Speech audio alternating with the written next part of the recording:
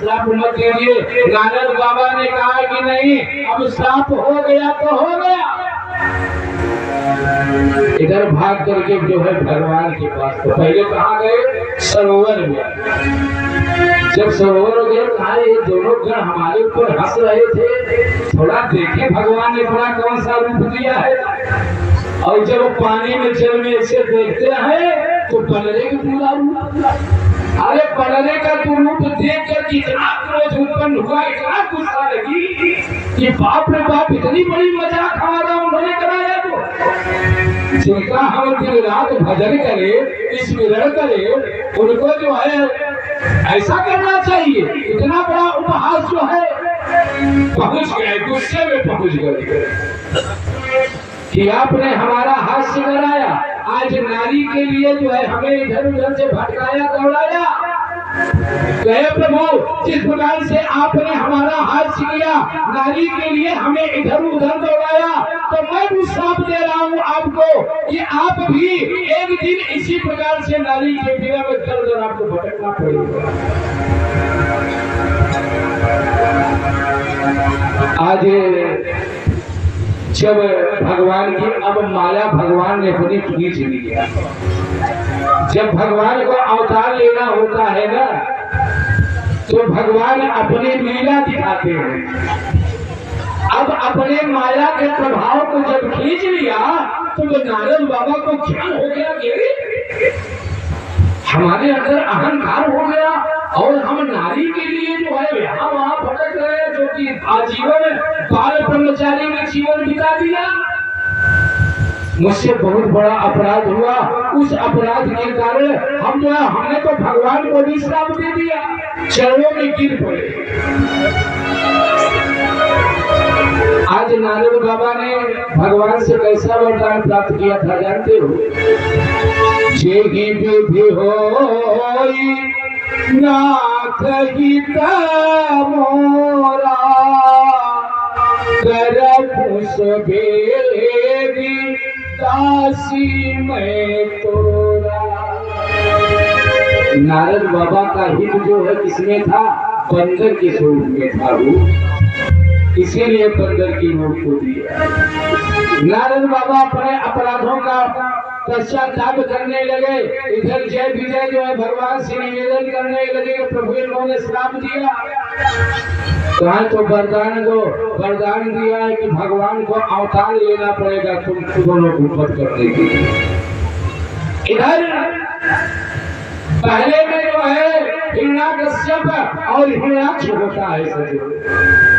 सतयुग में जो है हिरण्याकश्यप और हिरण्याक्ष हुआ, भगवान नरसिंह रूप को धारण करते हैं और हिरण्याकश्यप का वध करते हैं। भगवान वाराह के रूप को धारण करके हिरण्याक्ष का वध करते हैं। पहले तन से मुक्त करते हैं, दूसरा तन आता है त्रेता का। त्रेता में जो है रावण और कुंभकर्ण के नाम से उत्पन्न होते हैं। आज नारद बाबा के वरदान को सत्य करने के लिए भगवान के अवतार के एक नहीं अनेका अनेक कारण हैं, और एक कारण कौन सा है सज्जनों? एक है प्रताप भानु की कथा जो है, जो कि श्राप मिला रावण और कुंभकर्ण का। एक कथा आपको प्राप्त होती है कश्यप और अदिति। भगवान को प्राप्त करने के लिए कश्यप और अदिति ने बहुत बड़ी तपस्या किया है। भगवान ने वरदान दिया है कि समय आने पे हम आपके पुत्र अवश्य होंगे। फिर दूसरे कल्प में महाराज मनु और शत्रुपा हुए हैं।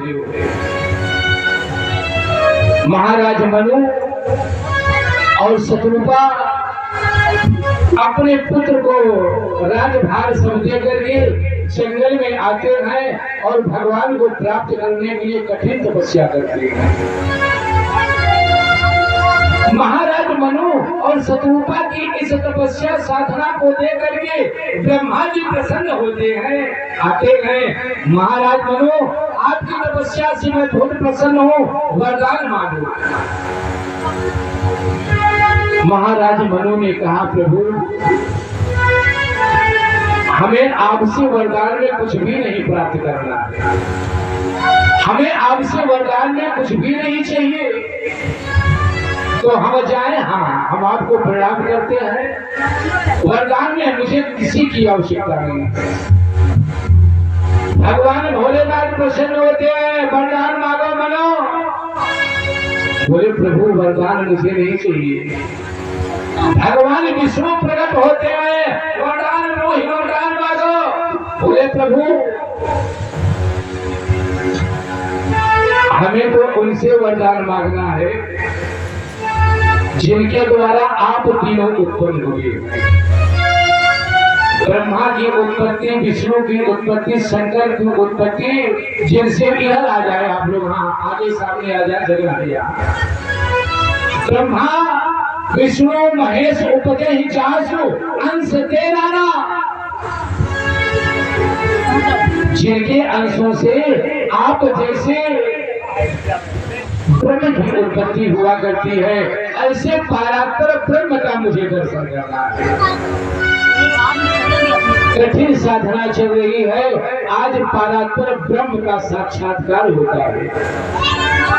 जब ब्रह्म प्रकट होते हैं, परात्पर ब्रह्म ने कहा कि हम परात्पर ब्रह्म है, तुम्हारी भक्ति साधना से बहुत प्रसन्न है। महाराज मनु जो मांगना है आज सो मांग लो।